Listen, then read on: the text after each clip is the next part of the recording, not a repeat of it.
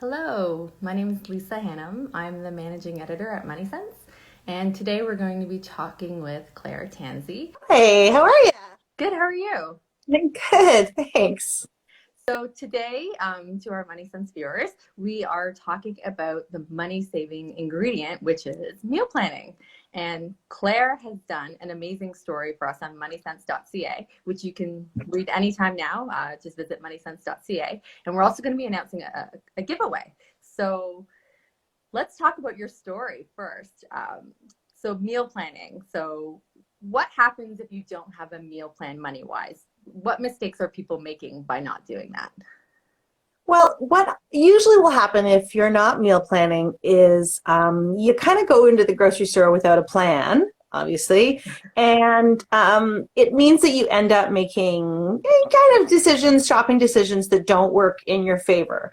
And what that ends up meaning is that by the end of the week, you might have food that you purchased that you actually have to throw away because it's gone bad. Or you're at home and you're wanting to make something, but you don't have one critical ingredient for it. So it usually leads to losing money and or spending more money. So that's the real financial piece about meal planning is it actually will get a super strong grip on your household grocery budget in a hurry. Oh, amazing. What are some cost-cutting benefits that come along with meal planning? Not wasting as much food is a huge one, and it's one that people are really particularly sensitive to, I think, more and more as the years go by.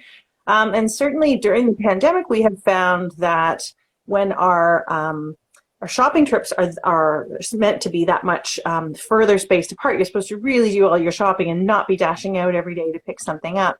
And so what people are finding is that sometimes they go to the grocery store and they just overbuy. You get in there, you see that something's running out, you kind of panic a bit, and so you think, oh, I gotta buy. Toilet paper. I mean, everybody probably remembers at the beginning of the lockdown, you couldn't get beans, you couldn't get rice, you couldn't get tofu. Like there was so much was sold out. So anyways, when you bring meal planning into as part of the solution, you are immediately going to just cut that feeling out of your life that you don't need to panic. You know exactly what you need, and then you can go to the grocery store and get just what you need. The other thing that I find I buy when I don't have a plan is what I call aspirational ingredients. And so these are ingredients that I think I'm going to use because they're healthier for me or they're good for me or I should really be eating more of them. My number one downfall is sauerkraut. I seem to always buy just sauerkraut, but I never eat the stupid sauerkraut. So at the back of my pantry, at the back of my fridge, there's this big bucket of sauerkraut, which I never eat. And so essentially there's just like I've thrown money down the drain. I feel like I've purchased more snacks. Snacks are okay. As long as you eat the snacks, that's okay. I did have a lot of people say to me that they were surprised that their grocery bills have gone up. And I said, well, it's because you're probably shopping without a plan and you're panic buying a little bit. Yeah, that makes total sense. What kind of advice do you have for someone who's intimidated by the idea of meal planning for the week? Admittedly, that's me. And that was me. That was completely me. When I started writing my new book, I started writing it about 2 years ago, I was trying to figure out every single way to make dinner less stressful, to make it a better part of your day, get rid of that what's for dinner stress that we feel every day. And I kept coming up against meal planning as a solution. And it really angered me because I hate meal planning. I've tried it before. I always feel like a failure. I hate following rules. I hate the regimen, etc. So I did a lot of deep diving into it and came to realize that there are actually 5 different types of meal planning. And so we can talk about those in a minute, but the idea there is that it reframed the way that I think about meal planning, and it allowed me to come up with a system that actually fits my life and that isn't just somebody else's system. So it's a system that fits my life and my personality. And actually, it's just a great reframing of the whole concept of meal planning. So if you're feeling intimidated by meal planning or you have a particular imagination of what it looks like, highly encourage you to look at the 5 different types and then come up with a system that works for you. whenever I'm coaching somebody who is brand new to meal planning, I always say you start with the semi system, and that means you're just organizing meals for a couple of nights a week. It's kind of like just a gradual entry into it. And then you want to go and embrace your true home cook type, your true meal planning type, and go all in. That's amazing. So in your article, you talk about the 5 different types. So the first one, classic. So what is the classic meal planning? Right. So the classic is probably what we think of when we think of meal planning. It's that person who can plan out a month's worth of meals, sometimes including breakfasts and lunches. Do 1 or 2 big shops, stock the pantry, stock the freezer, get everything vac sealed, and then just follow the plan. So it's a fantastic system, and if that is working for you, do not change a thing. I bow at your feet because that is just incredible, and I respect that system so much. It's a fantastic system for people who are organized, whose schedules are fairly similar day to day, and who really thrive in organization. There's some people who love to follow rules and that kind of thing. There's some people who don't. So if that's the classic system. So if you want to look at the other systems, there is the camper, which is one of the most popular. And the camper system, I call it that because it's based on the model of summer camp, where every night of the week has a different theme. Of course, Taco Tuesdays, or Pizza Fridays. And so the camp system, you actually identify a theme or protein for each night of the week. I got lots of suggestions for ways to do it so you don't get bored. And then you sort of just cook within that theme. So if it's chicken night, maybe it's roast chicken, maybe it's chicken sandwiches, maybe it's chicken fried rice, maybe it's chicken with spicy peanut sauce. The idea is that it takes, knowing the little bit of structure there takes a lot of the pressure off of the cook, and it still allows the cook to be really creative. So it's a really fun system. Amazing if you have young kids as well. They really, really seem to enjoy knowing the predictability of it.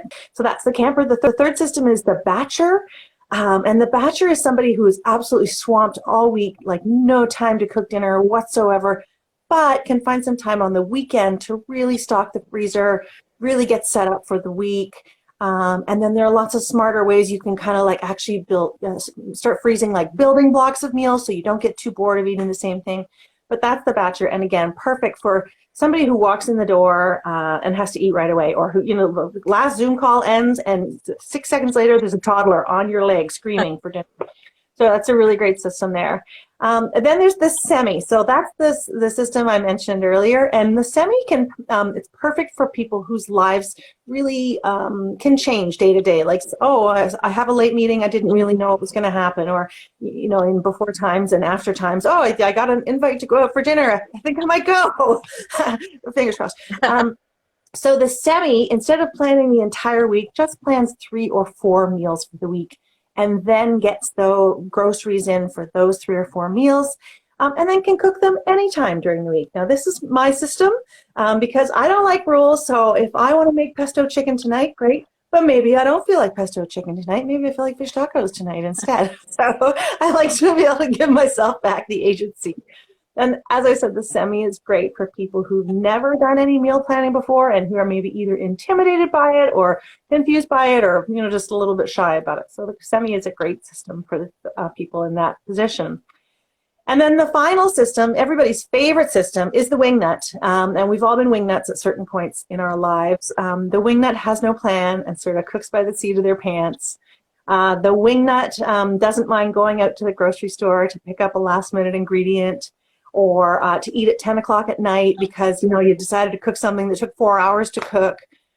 There are happy wingnuts who are in that position, and then there are unhappy wingnuts, which is typically most of the rest of us, where you open the pantry, you think the fridge, it's full of food, there's nothing to eat.